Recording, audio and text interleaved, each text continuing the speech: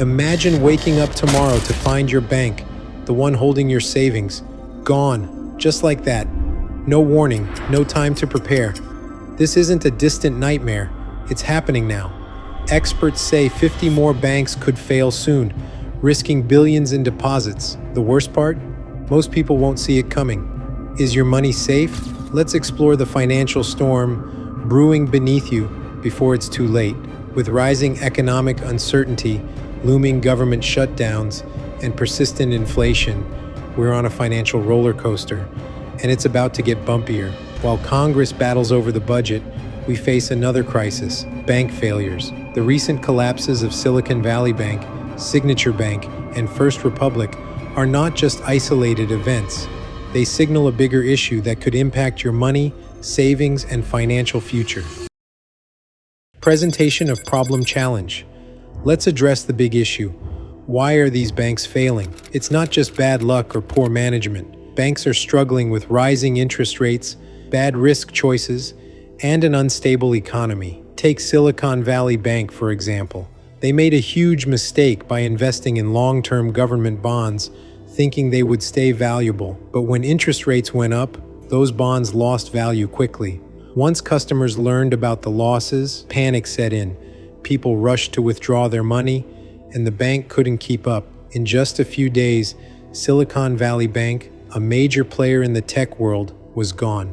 Imagine going to the ATM, trying to withdraw some cash, and the screen says, "Bank's out of service, permanently." Talk about a nightmare, but that's not the only issue. According to analysts, this could be just the tip of the iceberg. A recent analysis from Nomura suggests we could see up to 50 more banks fail, and guess what? They're predicting that the rising interest rates and operational issues will keep pushing smaller and mid-sized banks over the edge. Let's look at the recent bank failures, starting with Silicon Valley Bank, Signature Bank, and First Republic. These banks were major players. Silicon Valley Bank was tied to the tech world, serving venture capital firms and startups.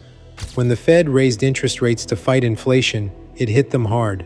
Their long-term investments in low-interest bonds lost value, leading to huge losses. Customers panicked and withdrew their money, but the bank didn't have enough cash to cover it. This caused a classic bank run. In just a few days, SVB went from a key player in tech to a failed bank, sending shockwaves through the industry. Signature Bank faced a similar fate. This New York bank was heavily involved in crypto, a very unstable market. After SVB collapsed, people got nervous and started pulling their money from Signature Bank too. Financial panic spreads quickly. When customers lose trust, it's over. Within 3 days of SVB's collapse, Signature Bank was gone, and the FDIC had to step in.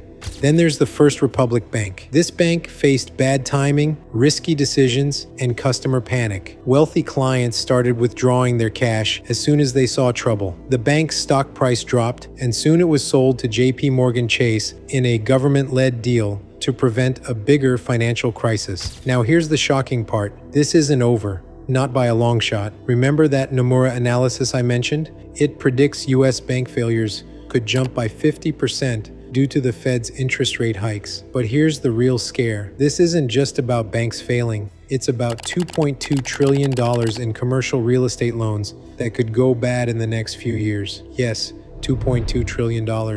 Most commercial real estate loans are short-term, resetting every 3 to 5 years. So picture owning a commercial property and your loan is about to reset. Instead of the low interest rate you locked in, you're facing double or triple the rate. What happens if you can't pay? You default, and the bank ends up with a property worth much less than it was a few years ago. This is what we mean when we say there's a ticking time bomb in the banking sector. The bigger picture, economic and personal impact. All right, let's take a step back. When you hear about a bank collapsing, you might think, well, that's bad, but it doesn't really affect me, right? Wrong. When a bank goes under, it's not just about some suits on Wall Street losing their jobs. It sends shockwaves through the economy that hits everyone, from small businesses to folks like you trying to buy a house or just pay off your credit card. Take First Republic Bank, for example. Earlier this year, they bit the dust. Now, they weren't just a bank for rich folks, they were the bank that a lot of small businesses relied on to get loans. So what happens when First Republic collapses? Hundreds of businesses like your local coffee shop or that cute bakery down the street suddenly can't get the money they need to expand, hire more staff, or even keep the lights on. It's like pulling the plug on a machine that powers a whole bunch of other machines. The result? Jobs disappear, businesses stall, and the local economy takes a hit. And that's not just some statistic, that's people's livelihoods. And it doesn't stop there. You know that massive office building in your downtown area that's been looking a bit empty lately? Yeah, it turns out a lot of businesses just aren't using office space like they used to. In places like San Francisco, office vacancies have hit over 30%. That's the highest it's ever been. So now landlords can't fill their buildings and they can't pay back the loans they took out to build those fancy offices. Guess who gave them those loans? You guessed it, banks. And when these landlords can't pay up, the banks are left holding the bag. Now remember WeWork? You know, the company that rented out office space to tech startups so everyone could feel like they were working at Google? Well, they're on the verge of going bankrupt because, surprise, surprise, no one's renting office space anymore. That means the banks that loaned them money are sweating bullets right now. And when big companies like WeWork fail, it's not just them going down, it's all the people who were connected to them. It's like pulling out one block in Jenga and watching the whole thing collapse. So yeah, it's not just banks that are freaking out.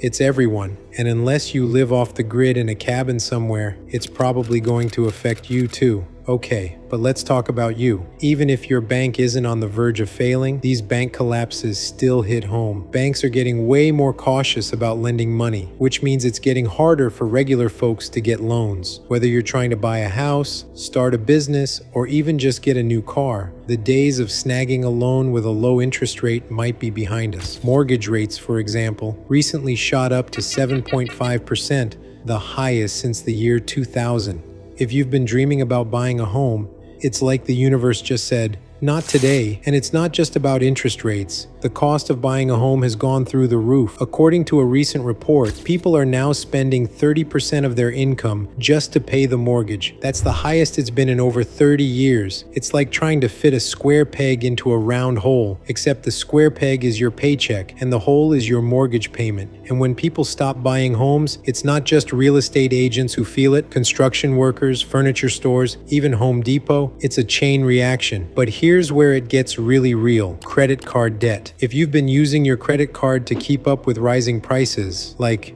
I don't know, $5 eggs or $4 gas, you might have noticed something. Credit card interest rates have hit an all-time high. Right now, the average credit card rate is sitting at a whopping 24.45%. So if you're carrying a balance on your card, you're paying more just to stay afloat. It's like filling a leaky boat. You keep bailing out water, but it never stops rising. Warren Buffett's moves, a warning. Let's talk about the big red flag waving right now. Warren Buffett. The guy's been called the Oracle of Omaha for a reason. He's one of the richest and most successful investors of all time. And when he makes a move, everyone in the financial world stops and watches. Here's what's got people talking. Buffett's been on a selling spree. He's offloaded billions of dollars in stock, including major positions in Bank of America and even Apple. Now, let's pause here for a second. This is a guy who's made his fortune by buying during crashes, not selling. So if Buffett is getting out, we need to ask, why? Buffett's bank stock sales. A closer look. First, let's look at what he's been selling. Buffett's company, Berkshire Hathaway, is a huge investor in banks. For years, he's held big stakes in banks like Bank of America, which he's always talked up as a great long-term investment. But just recently, he sold a massive chunk, over $229 million worth, of Bank of America stock. That's not pocket change. It's the kind of move that makes you wonder, does he know something we don't? Think of it like this. If you saw your favorite chef suddenly stop eating at their own restaurant, you'd probably start to wonder if the kitchen's on fire, right? That's exactly how the financial world feels right now, watching Buffett walk away from his beloved bank stocks. Why banks are in trouble. So why would Buffett be dumping bank stocks, especially now? Well, let's look at what's happening. The banking sector is getting squeezed from all sides. Rising interest rates are making it harder for banks to lend money profitably. And then there's the commercial real estate crisis that's brewing. Companies Companies aren't using office space like they used to. Remote work has left office buildings empty. In places like San Francisco, office vacancy rates have hit a record high of 30%. That means landlords aren't paying back their loans. And guess who gave them those loans? Yep, banks. So, if banks are sitting on all this bad real estate debt, it's not hard to imagine why someone like Buffett might be pulling out. It's like watching a slow-motion train wreck. You can see it coming, but there's not much you can do to stop it. Even Buffett's team is selling. Now here's the kicker. It's not just Buffett. One of his top executives at Berkshire Hathaway, Greg Abel, recently sold half of his own stake in the company. We're talking about a sale worth $139 million. When the people running the company start selling off huge chunks of stock, you have to ask yourself, what do they know? It's like seeing the co-pilot jump out of the plane mid-flight. Definitely not a good sign. Why you should care. So, why does this matter to you? Well, when someone like Warren Buffett starts cashing out, it's not just a move for the ultra-wealthy, it's a warning to everyone. When banks start struggling, it affects everything from the loan you need for a house to the credit card in your wallet. Banks getting nervous means it gets harder and more expensive for regular folks to borrow money. Take mortgages, for example. Right now, interest rates on home loans are the highest they've been in over 20 years, 7.5%. That's pushing a lot of people out of the housing market. And it's not just about buying homes. Higher rates mean higher payments on car loans, business loans, even student loans. It's like everything just got a whole lot more expensive.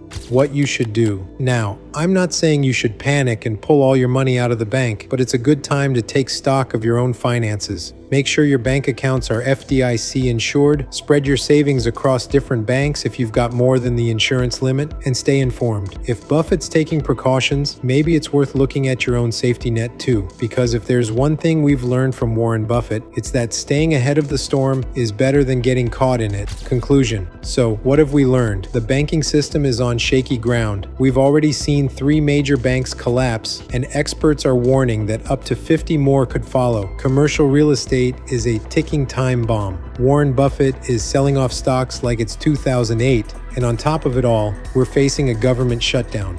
If you're not paying attention, now's the time to start.